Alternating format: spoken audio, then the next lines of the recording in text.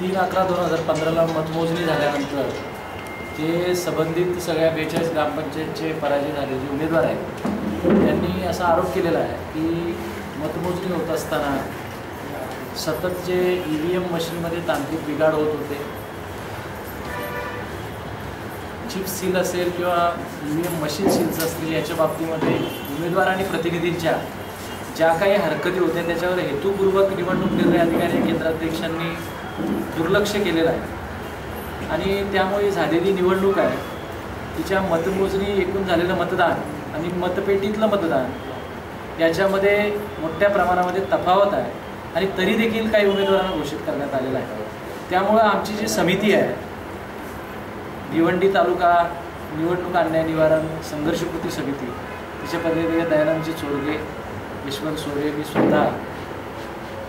शशी कथोरे,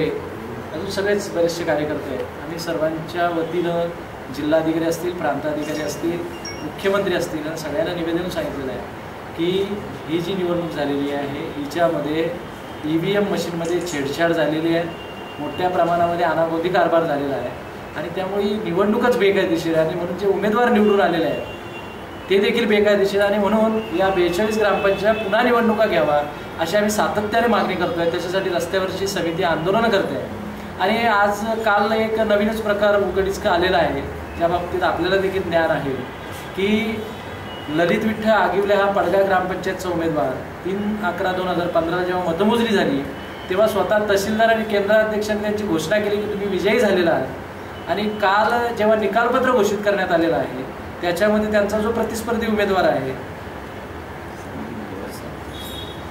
संदीप सदानंद भुयार याला विजयी घोषित करण्यात आलेला आहे। त्यामुळे सगळी जर निवडणुकीची जर प्रक्रिया आपण बघितली तर आमचा जो आरोप आहे, समितीचा जो आरोप आहे आणि विशेष करून भिवंडी तालुक्यातील सामान्य मतदारांचा आणि एकूणच उमेदवारांचा जो आरोप आहे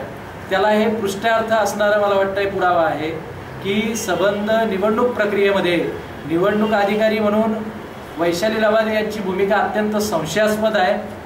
अत्यंत मनमर्जी पद्धतीची आहे, कायदेशीर तरतुदीचं उल्लंघन करणारी आहे आणि त्यांच्या या संबंध प्रक्रियेमुळं भिवंडी तालुक्यामध्ये कायदा सुव्यवस्थेचा प्रश्न फार मोठ्या प्रमाणामध्ये ग्रामीण भागात निर्माण झालेला आहे। त्याला सर्वस्वी जबाबदार निवडणूक निर्णय अधिकारी आणि त्यांचे संबंधित अधिकारी आहेत आणि म्हणून आमची सातत्याने मागणी राहिलेली आहे की त्यांना तात्काळ निलंबित केलं पाहिजे, परंतु त्यांना शासन आणि प्रशासन का वाचवत आहे हा देखील जनतेसमोर एक यक्ष प्रश्न उभा राहिलेला आहे आणि म्हणून आमची पुढे मागणी राहणार आहे। आम्ही सातत्यानं आंदोलनाच्या माध्यमातून मागणीच ठेवणार आहोत की तहसीलदारांना तात्काळ निलंबित केलं पाहिजे, संबंधित जे कोणी या EVM मशीनमध्ये छेडछाड केली, टॅम्परिंग केलेलं आहे त्यांच्यावर FIR दाखल झाला पाहिजे, या संबंध प्रकरणाची SIT मार्फत सखोल चौकशी झाली पाहिजे आणि पुन्हा 42 ग्रामपंचायतच्या पुनर्निवडणुका झाल्या पाहिजेत आणि ही सगळी प्रक्रिया राबवत असताना तहसीलदारांनी फार घाईघाईनं 9 आणि 14 आणि 16 तारखेला सरपंच पदाच्या ज्या काही निवडणुका लावलेल्या आहेत त्या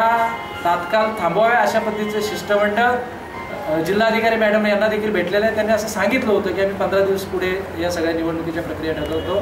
म्हणून आमची समितीतर्फे मागणी आहे की आमच्यावर आणि एकूणच मतदारांवर आणि पराजित उमेदवारांवर फार मोठा अन्याय झालेला आहे। त्यामुळे सगळी जी पुढची प्रक्रिया आहे मग सरपंच नियुक्तीची असेल, तत्सम पदांची नियुक्ती असेल याच्यावर तात्काळ कलेक्टर असतील किंवा संबंधित जे कोणी निवडणूक आयोगाचे प्रमुख असतील यांनी या प्रकरणाची सखोल चौकशी करून त्याच्यावर स्थगिती आणायला हवी असं आमचं म्हणणं आहे।